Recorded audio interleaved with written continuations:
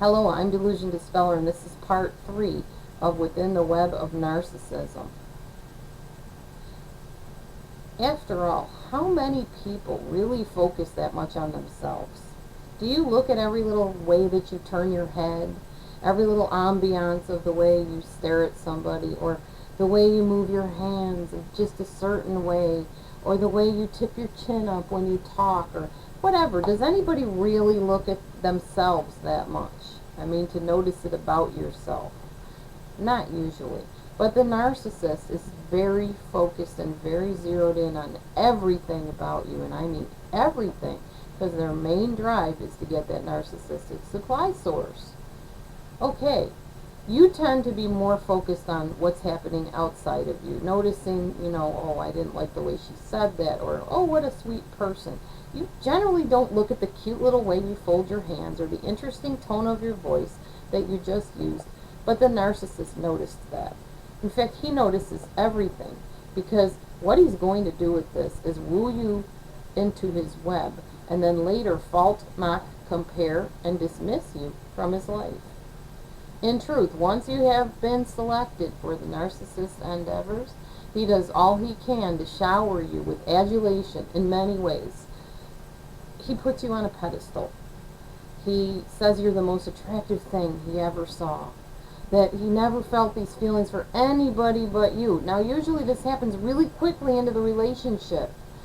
I've noticed it happens within about 3 to 6 months for me personally, sometimes quicker than that. It just depends on the person and how long it takes him to feel that he's got that hook into you.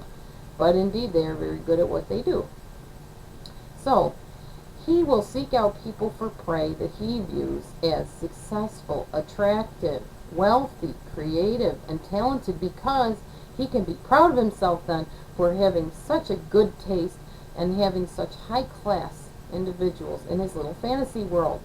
In my situation personally, I think this is what caused the narcissist mentor such shock when she finally met me in person.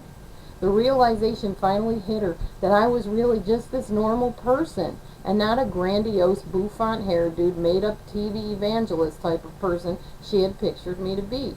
The entire time I was with her, I was resisting her attempts to clone me. She realized soon enough that I wasn't the prize that she thought she had won. I was just this person comfortable in my own body. I would go out the door not having just brushed my hair every single time, not having donned matching clothes and put my makeup on with a trowel like she apparently did. It shocked her. In fact, it shocked her husband too. He was even amazed, because he had watched his wife stand in the mirror in the bathroom for hours and hours, putting every hair in place. And I didn't do that, but they thought I did, because on the internet, I guess they painted a picture in their minds of me being a certain way, but I wasn't. So over the internet, people can be anything they want to be. You've probably heard that before, and it is really true. They can be. It was very easy for her to listen to me preach on the internet and hear my intellect and assume that I was what she was longing for to make her look good. Surprise! I'm really just me. And that was a shock to her. When you start to notice that the narcissist is saying tactless things about people, you will be inclined to confront this by saying, hey, that wasn't very nice. You ignored your daughter when she cried. You were mean to that person. They were just trying to be nice. They just asked you a question. Why did you snap at them? Why did this happen? Why were you acting that way? Why did you say this or that? Or you might say, no, actually, I prefer ketchup, not mustard on my burger. I know you like mustard, but I like ketchup. They created you in their mind. So when you speak up contrary to what they made you to be, you will be attacked by them. Even if they just sensed that you were suddenly not extremely impressed with what they said or did, you will be attacked.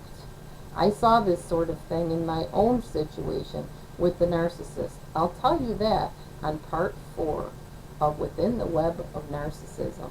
Stay tuned.